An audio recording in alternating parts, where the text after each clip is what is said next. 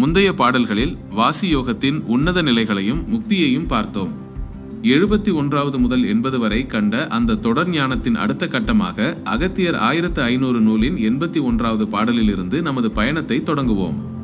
பாடல் 81 யோக சாதனையின் தொடர்ச்சி மற்றும் நாடி சுத்தி பாடல். நிற்கவே பிராணனைத்தான் ஒடுக்கித்தான் வா, நேர்மையுடன் நாடிதனை சுத்தி பண்ணி கற்பகமே போலுடலை காத்து தேகம் கருத்துடன் நீ வாசிதனில் நிலைத்து நின்றே பொற்பவள மேனியதாய் பொலிந்து நின்றால் புவமெல்லாம் உன்புகழே பரவி நிற்கும் தற்பரத்தின் அருளாலே சித்தியெல்லாம் தப்பாமல் உன்னிடத்தில் தங்குங்கானே. விளக்கம்: இந்த பாடலில் பிராணவாயுவை ஒடுக்கி நாடிகளை சுத்தி செய்வதன் மூலமும் வாசியோகத்தில் நிலைத்து நிற்பதன் மூலமும் கிடைக்கும் மேலான பலன்களை அகத்தியர் விளக்குகிறார்.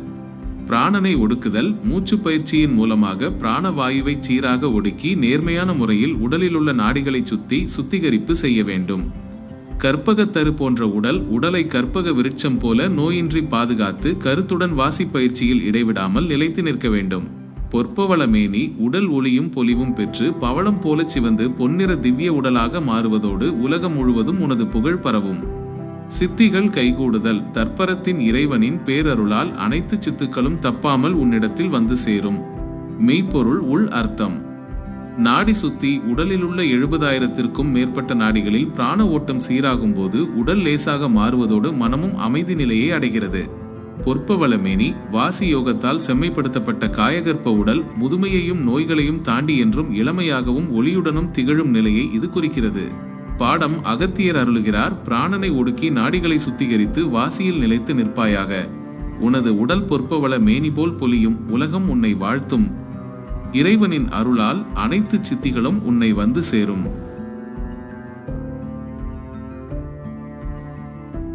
முந்தைய பாடலில் பிராணனை ஒடுக்கி நாடிகளை சுத்தி செய்து பொற்பவள மேனி பெற்று சித்திகளை அடைவதை பார்த்தோம். 82வது பாடலில் இந்த யோக சாதனையை தொடர்ந்து செய்வதால் உடலில் ஏற்படும் மாற்றங்களையும் மனதை ஒருமுகப்படுத்தும் முறையையும் அகத்தியர் விளக்குகிறார். பாடல் 82 மன அடக்கமும் யோக சிறப்பும் பாடல். தங்கும் காணே மனமதுவும் அடங்கித் தேகம் தளர்ச்சியற சித்துகளும் கரமாய் வந்து பொங்கும் கால் காயமதில் வியர்வையுண்டாம் பொருந்தியதோர் ஆதாரத் திலங்கு ஜோதி எங்கும் நிறைன் திடும் காற்றில் பிராணன் தங்கி ஏகாந்த நிலையதனை கைக்கொண் டாயானால் கங்குல் பகல் அற்றவெளி தூரங் கடந்து கணம் கூட தாமதமின்றி முக்தியை காண்பாய். விளக்கம்: இந்த பாடலில் மன அடக்கத்தாலும் வாசி பயிற்சியாலும் உடலில் ஏற்படும் நன்மைகளையும் இறுதி முக்தி நிலையையும் அகத்தியர் விவரிக்கிறார். மன அடக்கமும் சித்துகளும் மனம் முழுமையாக அடங்கி உடல் எந்த தளர்ச்சியும் இன்றி திடமாக இருக்க பல சித்துக்களும் உன்னை தேடி வந்து கைகூடும்.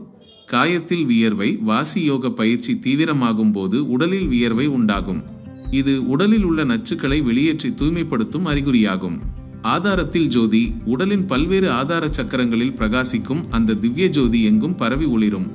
ஏகாந்த நிலையும் முக்தியும் காற்றில் பிராணன் தங்கி ஏகாந்த நிலையை நீ கைக்கொண்டால் இரவு பகல் என்ற கால கடிகாரத்தை தாண்டி எந்த தாமதமுமின்றி முக்தி நிலையை அடைவாய். மெய்ப்பொருள் உள் அர்த்தம்: வியர்வை மற்றும் உடல் மாற்றம் யோக பயிற்சியின் போது உடலில் ஏற்படும் உஷ்ணம் மற்றும் வியர்வை என்பது உடல் தூய்மையாவதை குறிக்கிறது. கங்குல் பகல் அற்ற வெளி காலம் அல்லது பகல் இரவு என்ற கட்டுப்பாடுகளுக்கு அப்பாற்பட்ட நித்தியமான பிரபஞ்ச வெளியை காலத்தை கடந்த நிலை ஆன்மா உணர்வதே முக்தியாகும். பாடம்: அகத்தியர் வழிகாட்டுகிறார். மனதை அடக்கி வாசி பயிற்சியில் ஏகாந்த நிலையை கைக்கொள். உடலில் ஜோதி பிரகாசிக்க காலத்தை தாண்டிய அந்த முக்தி நிலையை நீ தாமதமின்றி அடைவாய்.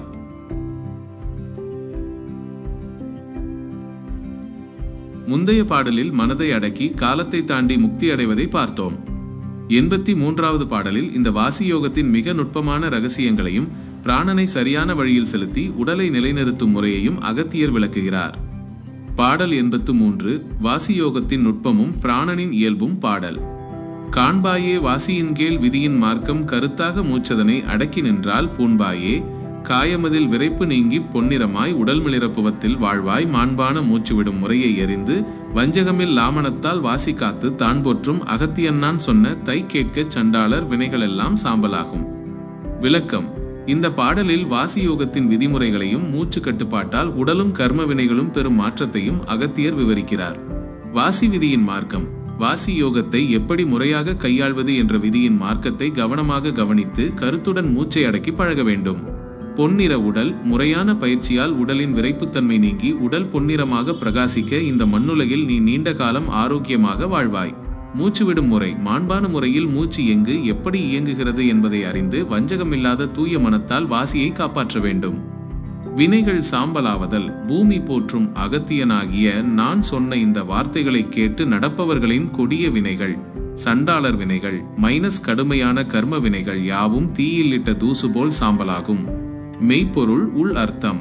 பொன்னிற உடல் வாசி யோகம் உடலில் பிராண சக்தியை நிரப்பும்போது செல்கள் புத்துயிர் பெற்று உடல் ஒளியும் பொலிவும் பெறுகிறது. வினைகள் சாம்பலாவதல். மூச்சின் ஓட்டம் சீராகும் போது மனக்குழப்பங்களும் தீய எண்ணங்களும் அடங்குகின்றன. கர்ம வினைகளின் பிடியில் இருந்து ஆன்மா விடுதலை பெறுகிறது. பாடம் அகத்தியர் அருளுகிறார். மூச்சுவிடும் முறையை அறிந்து தூய மனத்துடன் வாசியை காப்பாயாக.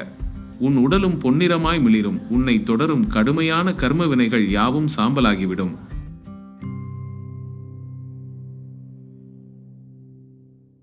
முந்தைய பாடலில் மூச்சு கட்டுப்பாட்டாலும் வாசி பாதுகாப்பாலும் கர்ம வினைகள் சாம்பலாவதை பார்த்தோம்.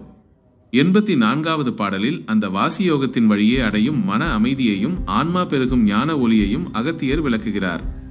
பாடல் 84 ஞான ஒளியும் வாசி வெற்றியும். பாடல் சாம்பலாகும் வினைகளெல்லாம் தவிர்ந்து போகத் தாலியுலகில் யோகியராய் விளங்கி தீர்ந்து ஓம்புகின்ற பிராணனைத்தான் ஒடுக்கி நின்று உள்ளொளியை உற்று பார்த்து உணர்ந்தாயானால் பாம்பிதயம் போல் வளைந்த குண்டலினிதான் பரிவுடன் மேல் எழுந்து வரும் படியும் கேளு மாம்புயத்தின் மீதினிலே வீற்றிருக்கும் மணியான ஜோதியினை கண் தடைவாய் நீயே. விளக்கம். இந்த பாடலில் கர்ம வினைகள் அழிந்த பிறகு உடலிலும் ஆன்மாவிலும் நிகழும் உயர்நிலை மாற்றங்களை அகத்தியர் விவரிக்கிறார். வினைகள் தவிர்ந்து போகுதல். கர்ம வினைகள் யாவும் முற்றிலுமாக அழிந்து நீங்க இந்த உலகத்தில் சிறந்த யோகியாக நீ விளங்குவாய். பிராணனை ஒடுக்கி உள்ளொளி காணல். நாம் காக்க வேண்டிய பிராணவாயுவை சீராக ஒடுக்கி உடலின் உள்ளே பிரகாசிக்கும் ஒளியை ஊடுருவி பார்த்து உணர வேண்டும். குண்டலினி எழுச்சி. பாம்பை போல சுருண்டு கிடக்கும் குண்டலினி சக்தியானது சரியான யோக முறையால் பரிவுடன் மேல் நோக்கி எழுந்து வரும் விதியை கேட்பாயாக. மணிஜோதியை காணுதல். இதயம் அல்லது உச்சி நிலையாம் தாமரை மலரின் மாம்புயம் மீதிலே வீற்றிருக்கும் அந்த திவ்ய மணிஜோதியை கண்டு நீயும் முக்தி அடைவாய். மெய்ப்பொருள் உள் அர்த்தம். குண்டலினி எழுச்சி. மூச்சு கலையான வாசியும் மனமும் ஒருமுகப்படும் போது மூலாதாரத்தில் உறங்கும் குண்டலினி சக்தி விழித்தெழுந்து பிரம்மரந்திரம் நோக்கி பயணம் செய்கிறது. மணிஜோதி. அகத்திலே ஆன்மா காணும் பேரொளியே அனைத்து ஆன்மீக தேடல்களின் இறுதி இலக்காகும். பாடம் அகத்தியர் வழிகாட்டுகிறார். பிராணனை ஒடுக்கி உள்ளொளியை ஊடுருவி பார்ப்பாயாக. உறங்கி கிடக்கும் குண்டலினி சக்தி மேல் எழுந்து வரும். தாமரை மலரின் மீது ஒளிரும் அந்த மணிஜோதியை கண்டு நீயும் பேரின்பத்தை பெறுவாயாக.